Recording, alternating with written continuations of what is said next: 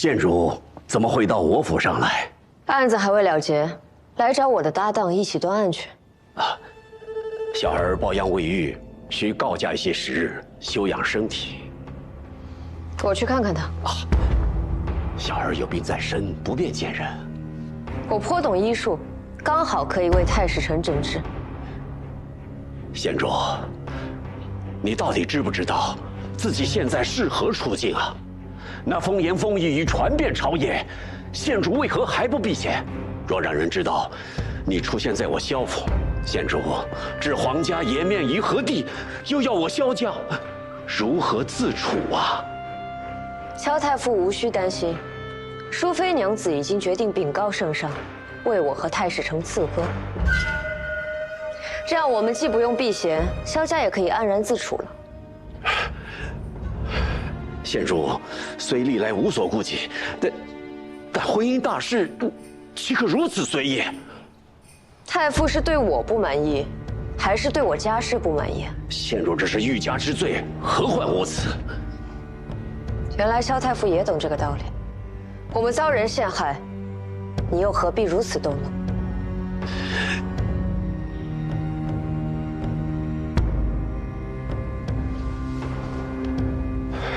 老臣求县主高抬贵手，放过怀瑾，放过我们萧家。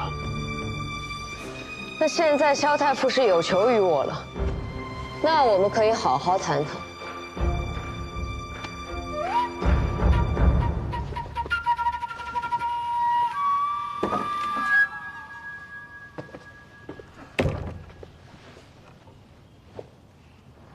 15年前端王府之事，萧太傅究竟隐瞒了什么？太史丞身上的熏香我不会忘记。15年前端王府被灭门之时，我闻过这个味道。萧夫人和太史丞都说，那香是萧夫人亲自调的，所以那晚一定有萧家人在场。10几年前闻过的味道，县主太武断了，甚至有些荒谬。我知道这算不得证据，但是与不是，我清楚，在场那个人也清楚。味道我可能会记错，但那一日我落水之事，我不可能会记错。那日救我之人，不只有萧怀瑾。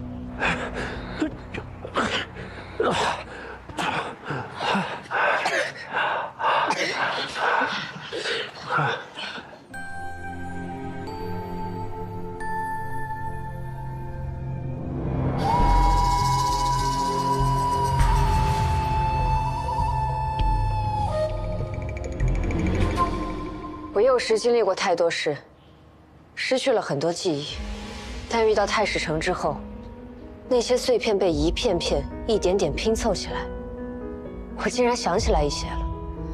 说起来，萧太傅还是我的救命恩人呢。你想说什么？我想说，关于落水获救，太史丞和淑妃娘子告诉我的，都是与事实截然不同的故事。太史丞当时年幼，我不知他是记忆模糊还是故意隐瞒，但我知道萧太傅一定知道什么，为了某些目的而隐瞒了真相。此事我不记得了。就算我救过你，你也应当感谢我们父子，而不是恩将仇报。这个故事，就像我家被灭门一样，看似完整，但实则充满破绽。而更巧的是，它都与萧家有关。县主若执意把自己的无端揣测当作罪名强加于萧家，我无话可说，只能上报圣上，求个公道。没关系，我有的是时间，只要太史丞留在我身边，我总会想起来的。你从一开始就是在利用怀瑾。是又如何？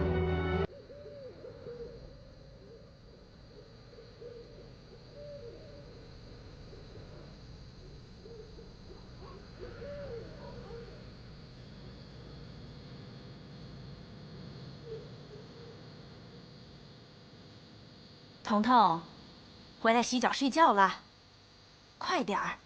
泥人不许拿屋来，脏死了。来了。习习古风，回风急雨，将恐将惧，回于于汝。将安将乐，如转气雨。习习古风，回风急回，将将恐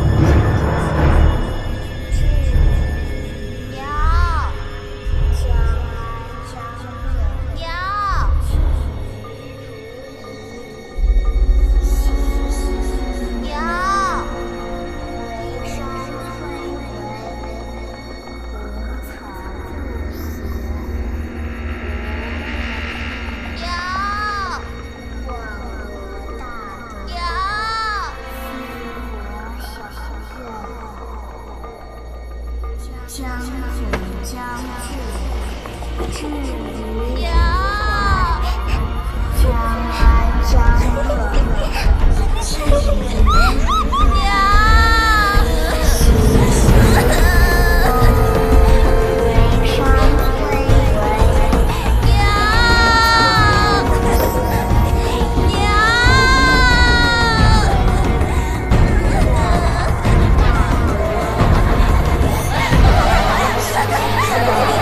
梁公曾任大理寺平事，孩子丢了，咱必须找，否则就叫人走茶凉，传出去不好。夫人，你生气？夫人，我能问一下，你最后一次见到孩子是什么时候？我不知道，想不起来了。你一定要帮我找到孩子的下落，我求求你了。夫人，冷静一下，夫人。夫君生前在大理寺干了一辈子，你们欠他的。老梁家4代单传，不能绝后啊！彤彤，快回来吧，娘好想你。我的孩子，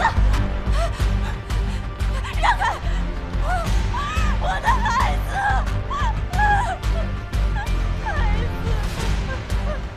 夫人请节哀，我们一定严惩凶手。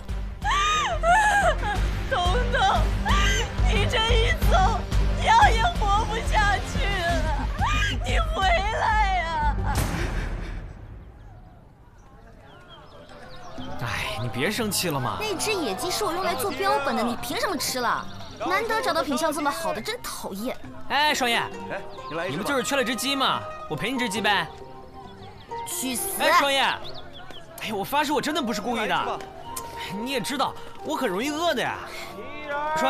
双叶，卖泥人哎！哎呀，哪个泥人啊？哎，双叶，你别生气了，我送你个泥人。我错了，我发誓再也不贪嘴了。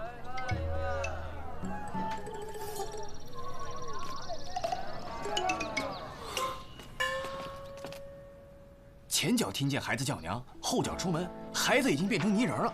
你说有多邪吧？今儿一听说呀，我立刻就把二位吃的还行啊，那些泥人啊，二位慢走啊，不送啊，拿出来给烧了。你们也赶紧的吧。真晦气！哎，我听人说啊，那些人形的玩意儿容易被邪灵附体。哎呀，赶紧的，都砸了吧！是啊。哎，各位，真不能留。是这样的，我们店老板娘是前后6方出了名的仗义，而且我们店里人多阳气重，所以说我建议呢，就是大家把这个不需要的这个摆件、泥人都统一拿到我们店里来，让老板娘统一销毁。好主意，不错，这主意怎么样？这主意不错。哎，大家快去拿吧。哎，对，走，快去。且慢！年轻人嘛，没有危机意识，集中销毁呢会浪费大家的时间，所以呢，我们应该早发现早解决，各自在家里面销毁才对嘛。这样才能永绝后患。各位慢慢吃，凡社永远欢迎你们的光临。哎，谢谢老板娘，直接给我也可以啊！是了，赶紧回去。哎，走，回去吧，回去吧。想诚心害死老娘啊？这事儿你怎么想不明白呢？啊，咱们呢先暂时把这些东西收起来，等风头一过了之后再拿出来卖，到时候货又少，咱们卖价又高，多肥的外快。你敢？我告诉你，这种东西以后不准进我的店。这种钱你也敢赚？你脑子进水了你！哎，这有什么好担心的？你还真的是女友杀人呐！哎，你别听风就是雨，你好好想想。哎，如果我是那女友，我哪天发现自己能动了，早满世界撒欢去了，谁还有闲工夫杀小孩啊？再说，如果真有那种邪术能操纵女友杀人，干嘛不用你捏个军队到处攻城略地去啊？你以为秦始皇造那个兵马俑是干嘛使的？我怀疑秦军统一天下就是使用了这种邪术。幼稚。那你觉得，厨房里挂的都是辣椒仙子，还有大蒜大王？啊！你后面那花盆里还有花妖呢。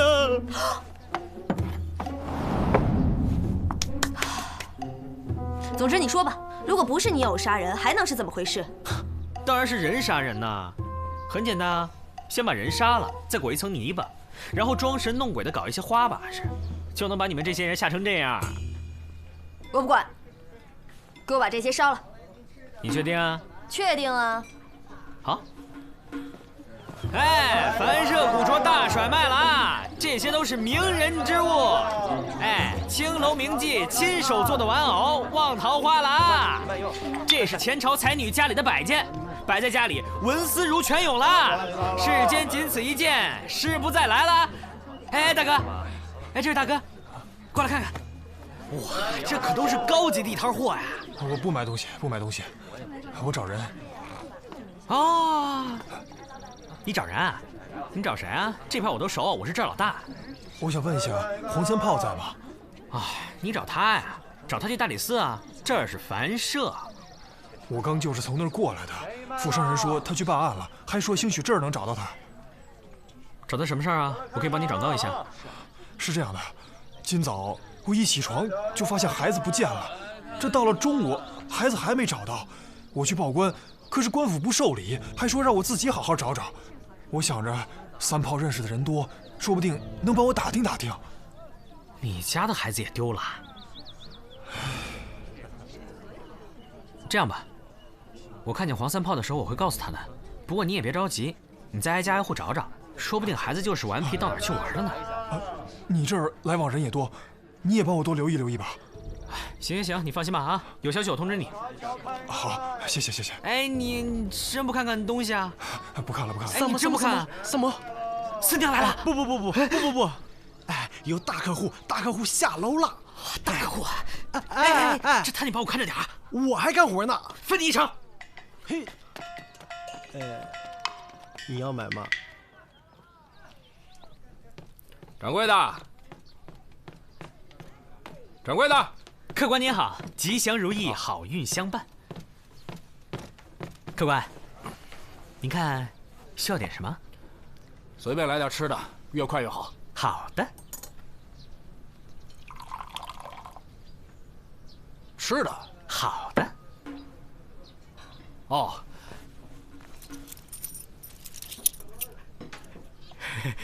幸福终身，健康如意。那个，这位是我的大客户，挺卖力的呀，今天。给起钱来跟不识数似的，这2天光打赏就够我撑到年底的了。出头了，好好干。快点啊！来啦！清炖牛肉面，请慢用。这是我精心为你准备的。多少钱？300文。哦。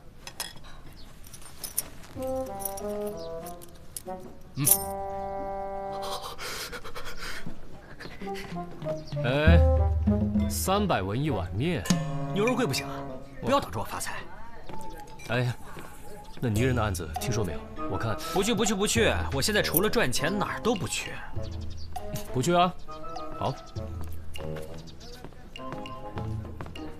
这位客官，要不要再点点什么？我们这里还有很多好吃的，最重要的就是价格公道。您看看，我们这是私房菜，不需要看菜单，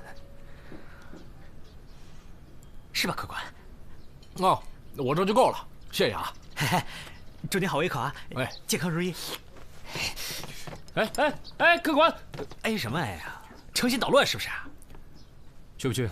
不去，不去别想发财。哼，不发财就不发财。哟，还想打人？打人了！大理寺卿打人了！李少卿，看看哪些家具趁手，先把账结了，一会儿往死里打，砸坏几样赔几样。好的，算你狠。哎，去不去啊？有明案。哎，老大，我全查清楚了。我跟你说，那么冲啊！啊，不是，离远点说。我这都是他娘的。骂什么人啊？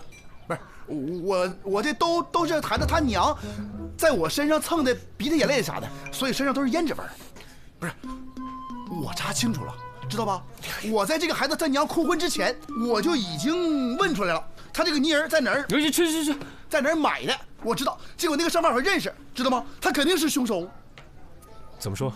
我跟你讲啊，就是他过去，就是他在3个月前吧，他那个孩子啊生病死了。这个孩子呢跟那个孩子呢长得差不多大，所以说呢，他估计看人家孩子和和美美的吧，又悲痛又眼红，一时脑子不清楚，就下了毒手。不，我看你脑子不清楚吧，被胭脂糊住了，赶紧把这身衣服洗了。不是老大，我分析的不对。去，洗。不对吗？不是，在这洗不花钱吗？去。啊。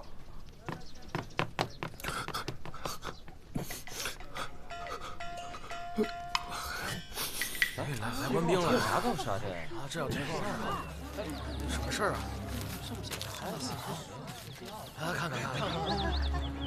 啥？泥人复活？说是近日连续有孩童被害，让百姓交出家中泥偶待查。还有这事？我们走吧。哎，去那个泥人贩子家。我准备好了。去什么去啊？就这会儿功夫，东市又死了一个。跟我走，去现场。现场都被销毁了，人家请了法师，当时孩子就被火化了，咱还去干嘛去呢？我说你胡说什么呢，黄三炮！看到了吗？就他说他刚刚从现场来，就知道胡说你。我说的都是真的呀，四娘。你们果然都在这儿，找你们半天了。那男童的尸体我已经验过了，死因是窒息，在口鼻的深处没有异物的残留，应该是死后才被裹成了泥人。还有东市那个，我赶过去的时候，他的家人为了辟邪，居然当场把孩子给火化了。啊，就在刚才。我说什么来着？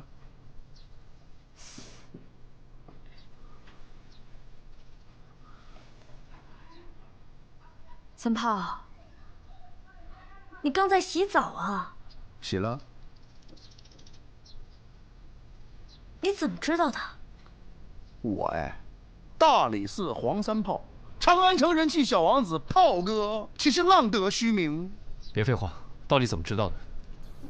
我刚才泼洗澡水的时候，有7、8个人过来跟我说这事儿，然后东拼西凑的，不就知道了？无他，耳尖罢了。那炮哥能去长安了吗？走吧。萨摩多罗，走，跟你炮哥去办案。老大，请。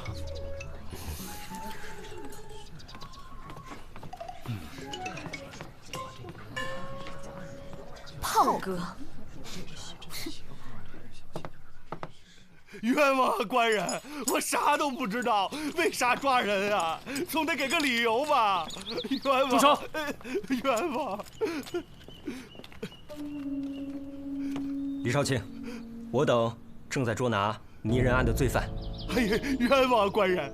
小的昨天晚上家里进了贼，丢了好些粘土，可是官人们不听我解释，非要把我抓走啊！这李少卿，我等刚刚查过，这人昨日刚进的货，今天就丢了2大袋。现在眼看事情败露，有贼喊捉贼，把他抓回去审问，定能结案。也就是说，动机明显，罪证确凿喽。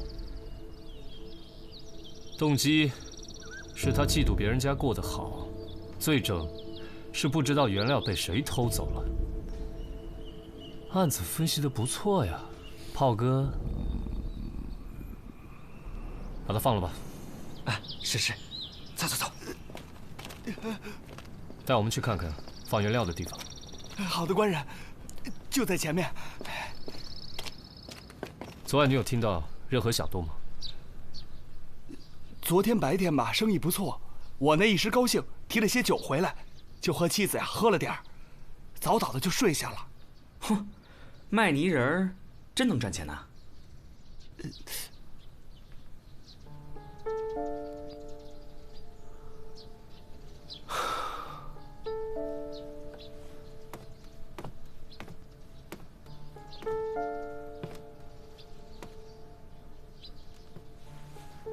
哼。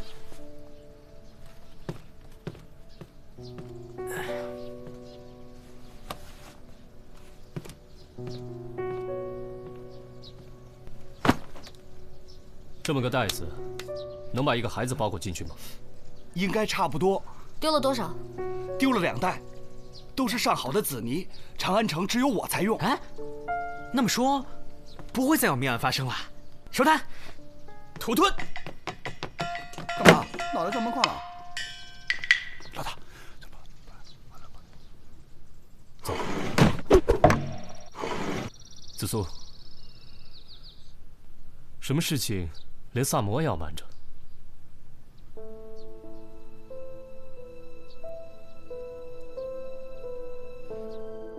啊，紫苏姑娘，那个你跟老大有要事商量，我先回避一下。等等，子苏，三炮你都信不过，那也别信我了。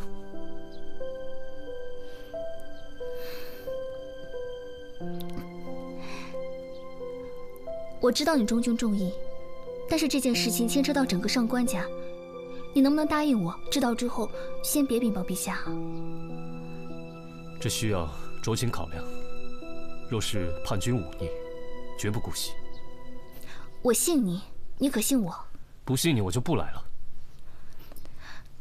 吐蕃最近进贡了宝物，到了长安城，这事你知道吗？我听说了，不是你们上官府接待的吗？我们接待使者，贡品也暂时放在府中。我跟父亲为了确保安全，亲自取验了那批贡品，然后又重新封了起来。当天贡品名册已经上呈，宫中传令使者后天就要面圣。所以，到底出了什么问题？那天府中有人闯入，取走了那颗名贵的镶金猫眼石，换成了一颗普通的猫眼石。因为担心陛下会怪罪，所以我们只能低调行事。府上派人暗中调查了1天。也没有什么结果，那使者也吓得不轻。所以，你想让我帮你追回那颗镶金的猫眼石？啊，对了，那天府中闯入那人，我们府里的仆人都去追了，但都没有追到他。对方武功很高，还用这种暗器伤了人。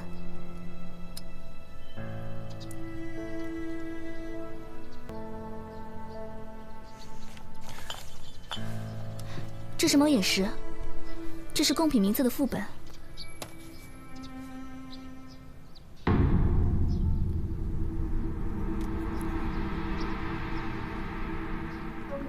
你确定原本写的是镶金猫眼石？怎么了？这上面写的就是猫眼石。金丝血之娟10匹。温泉双耳宝瓶1对，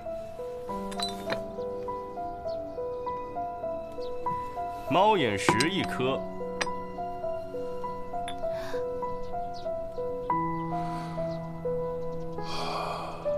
这是镶金猫眼石啊！上官公平日也爱赏玩这些。啊，略知一二。宫中的猫眼石色泽以白和黄为主，这种赤色蚕丝的品种可是极难见到啊！老夫以为，像这样的品种，只有天上有啊！没想到此生还能亲眼一见，甚好，甚好。此物据说是罕物，可我国上下也没懂鉴宝的人，国君还怕它品质太差，触怒唐皇呢。不必担心。这样品相的猫眼石一出，一定能是龙颜大悦的。怪不得呢！我听说吐蕃人眼里的稀罕物就是和我们的不同，给他们做一碗汤饼，他们吃的有滋有味的；可是给他们做一碗鲜美的菌汤呢，他们又不稀罕。他们这是一贯的不识货呀！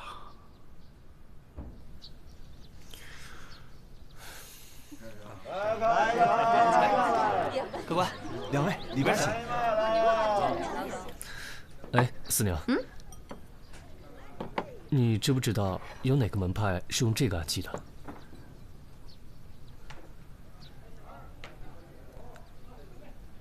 那麻烦你帮我查一下，从前夜开始，长安地区及周边有没有什么人暗自出售镶金猫眼石？什么价？无价。不成。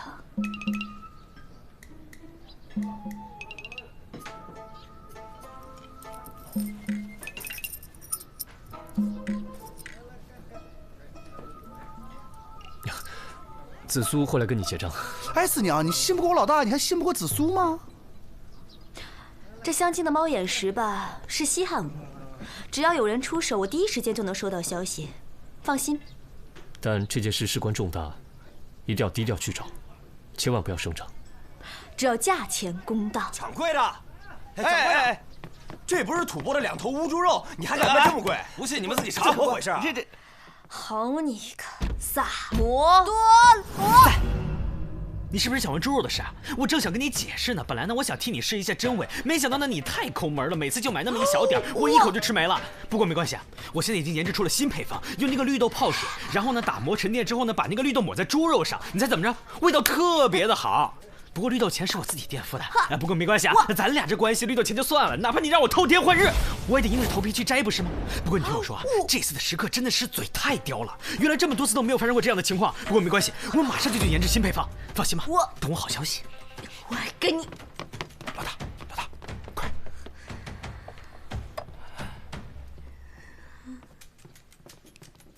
万能的神呐！你们帮我把这个嘴炮带走吧。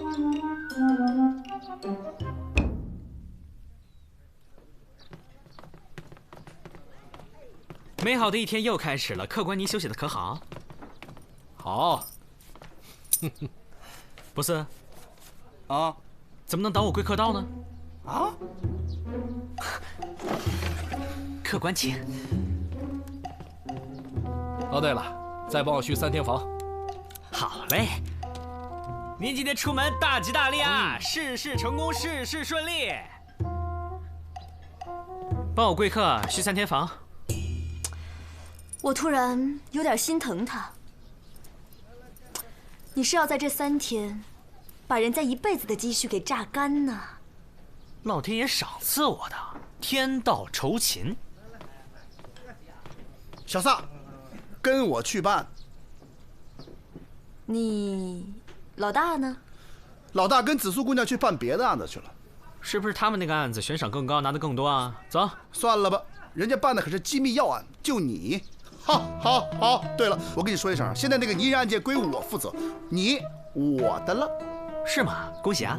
该干嘛干嘛去吧。哎，不，我不带跟班的，出门怎么能威风起来呢？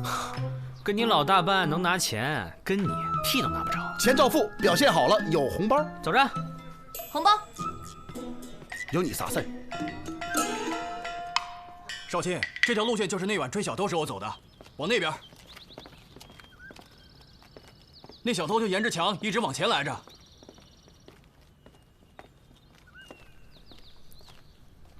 哎，怎么不走了？那天就追到这儿，就追丢了。李志，哎，老大，我们在办捏案呢。嗯。我们顺着那晚追小偷的路线才走到这儿的。事情就是这样了。你生气啦？这件事情我也不是有意瞒你，如果稍有差错，就是欺君之罪，所以不能莽撞行事啊。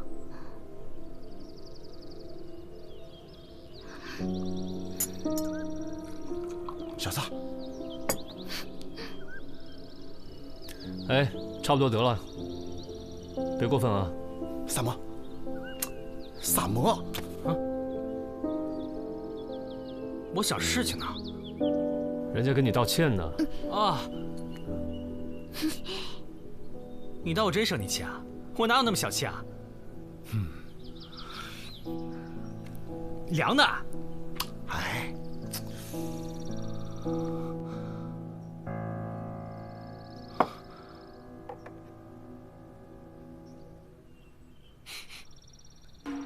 老板，哎，来了。哎，你们家昨天你和你夫人喝酒的时候是用的这个茶杯吗？是啊，我们家不常喝酒，所以呢，家里边也没个像样的酒具，酒杯酒壶呢就用茶具来凑合了。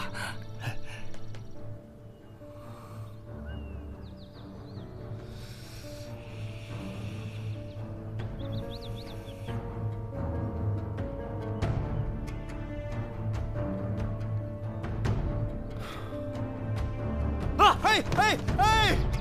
啊！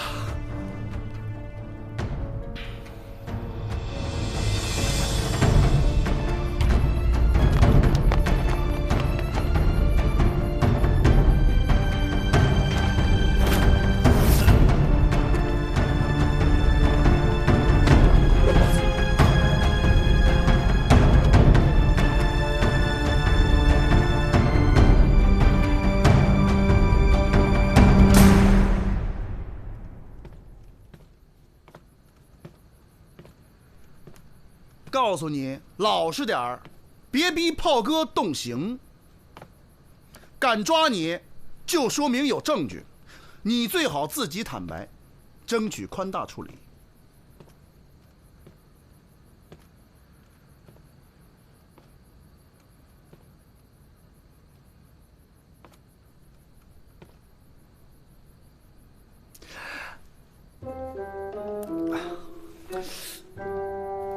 我放心。你早说呀！要没有你这出，我不仅听完了，走路都走回家了。我想试试吗？我以为从结果推前面是没问题的，结果推来推去，哪条线也勾不到他身上啊！来，小撒，你来。首先呢，李治受到了我的启发，觉得这个吐蕃的猫眼石丢的不太寻常。你给了什么启发？还想不想听啊？还想不想回家？啊，好说。真正的小偷偷东西呢，是不会再想着拿其他东西顶上空缺的，只有内鬼作案才会如此。所以上官府的人和使者一行人都有作案的可能性。但在子苏和李治查看贡品名册副本时，发现名册上写的只是猫眼石，并没有说是香尖猫眼石，因此闯入者才没有大胆地制作外观相仿的赝品，而是拿了一颗普通的猫眼石顶替。加之上官府查验时，使者并没有确切地念出名册上的内容，于是嫌犯必然是亲眼见过名册具体内容的人。上官府方面只有子苏和其父见过名册，随后名册便被封好，上呈入宫。至于副本嘛，一直保存在使者处，没有旁人动过，直至事发。那这也没有嫌疑人呢？没错，这样想好像确实没有嫌疑人。但是长安城里最近还有一个吐蕃人出现，就是他啊。他是吐蕃人？你怎么知道？这位客官第一次来到我们凡社的时候，我就知道他是吐蕃人。唐人吃饭或跪或盘腿，很少像他这样单腿外八。这种坐姿，只有骑马打仗的军人为了省时省事，常年在马背上吃饭才会形成。唐人拴钱多用麻绳拴三花结，而你拴钱用皮绳打了吐蕃盛行的双扣结。贵的，我常年用假猪肉蒙绳，从未穿帮。吐蕃的2头乌猪肉，普通人根本吃不出区别。客人突然闹事，只能说明店里有吐蕃人跟他们说过。几条线索一连，就知道你的身份了。好，就算是吐蕃人，那你也不能一口咬定他就是凶手啊。他衣服上有紫色泥点，指甲缝里也有。那晚失窃的2袋泥就是紫泥。长安城里只有那个泥贩在那边。按上官府家庭回忆的路线，飞贼正好是在泥贩家附近被跟丢的。所以我推测，那时你应该正好躲进了泥贩的屋里，后有追兵，你担心被抓到，便随手将猫眼石藏在了屋内做好的泥人里。第二天等你再回来取时，却发现泥人已经被卖掉了。二大娘啊，今儿个生意不错，我打好酒回来了啊！今天晚上咱们好好乐呵乐呵。于是他残忍地杀害了2个孩子，制造了泥偶复活夺命的假象。这么做目的是让官府统一回收泥人，到时他只要潜入回收点，就可以高效的搜索，尽早寻回猫眼石。可不巧的是，他发现那些上缴的泥人里根本就没有他要找的。再帮我续3天房。好嘞。于是你就在我们凡社多订了3天的房间，是因为你想继续搜寻。怎么会找不到呢？因为他要的那只在双叶手里。这是我为了道歉送给双叶的泥人，但昨天双叶一直忙于和我们探案，所以忽略了官府的通告，没有及时的把这个泥人上缴。哇！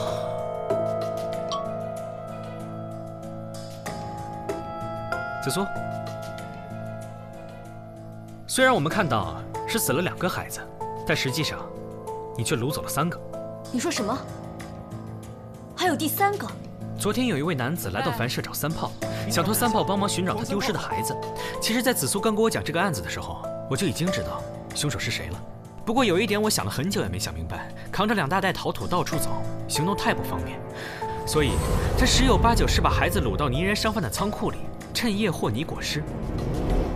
可是我好奇的是，如果发生这么大的动静，为什么泥人夫妇都完全没有察觉呢？直到那天，子苏你端给我一杯茶，凉的，我才彻底想明白，你一定是不知道我们中原有一个酒满茶半的讲究，意思是倒酒要倒满，而倒茶只需要倒一半。你把可以令商贩夫妇昏睡的过量吐蕃迷药下在了他们家的茶杯里，确实，这怎么会留下证据呢？这药原本应该是跟着茶水一起喝完就没了，可是这泥商呢？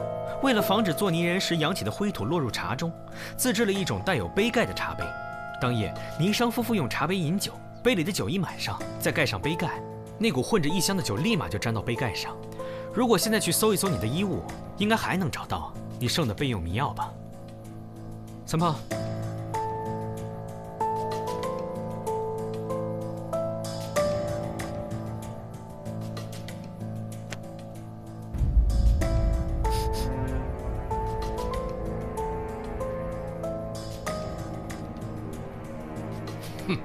就算有这些迷药，你们也不一定治得了我的罪。我是吐蕃的将军，是我们君王派我来暗中保护贡品的，还不快给我松绑！你有豁免权？这是什么意思啊？意思是，我们不能审讯他。他如果能算是外国使节的话，就享有豁免权。若在陛下面前没有足够的铁证，他又拒不认罪的话，我们就放他走。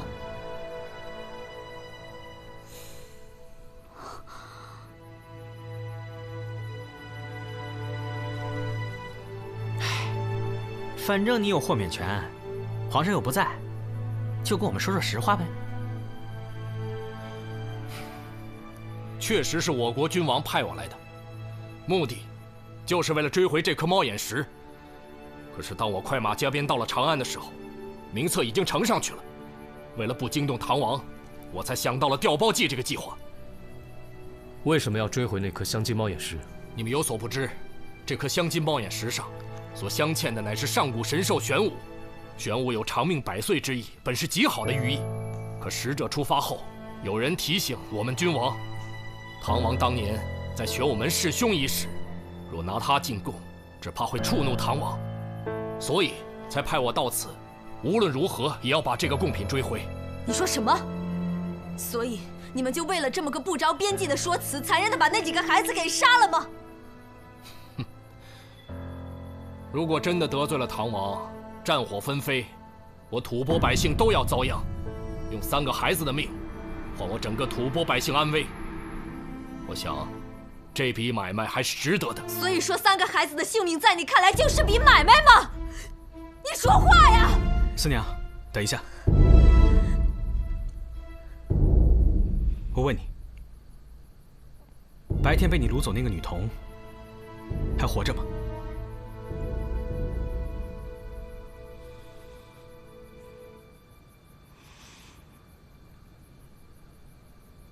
你没有理由杀害他，所以那个女徒她还活着，对不对？你都已经有豁免权了，为什么还要多捏一个筹码呢？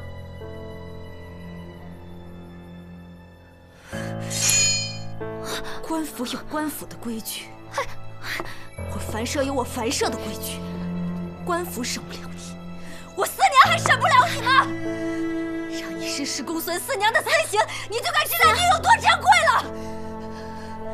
等等，四娘。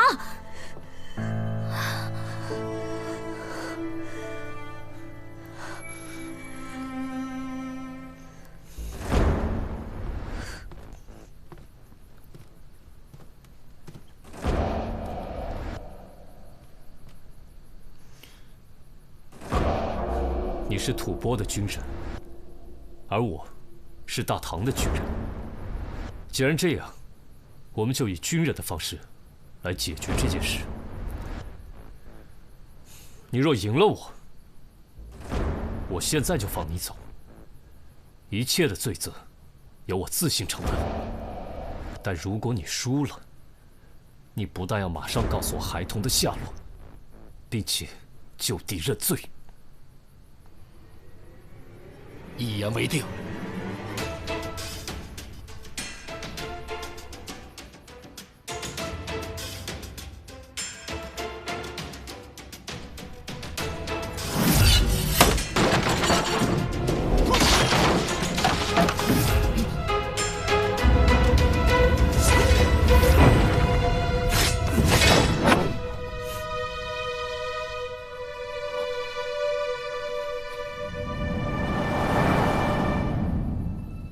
还有什么好说的？我无话可说。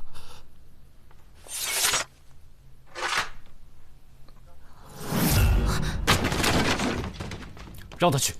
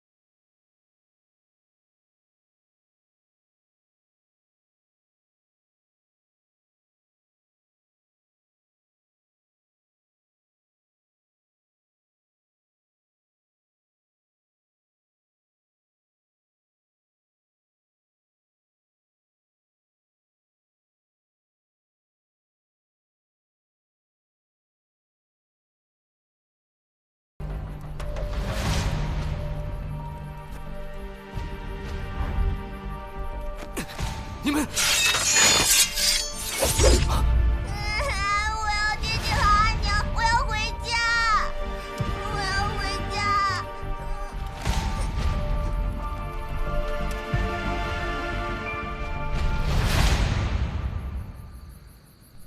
父亲，要将事情始末原原本本禀告陛下吗？你来设想，若然，结果会如何？我坏了想，免不了要受斥责。再者，不知皇上会不会怪罪吐蕃国君？怪罪我们倒是轻的。若是圣上真的施为于吐蕃，那一方百姓的日子可就真的难过了。那父亲预备如何？尊重吐蕃国君的意思，呈送普通猫眼石，将香积猫眼石和罪犯的意志罪状一并交给吐蕃国君。至于罪犯本人嘛，找个理由交给大理寺处决了。是。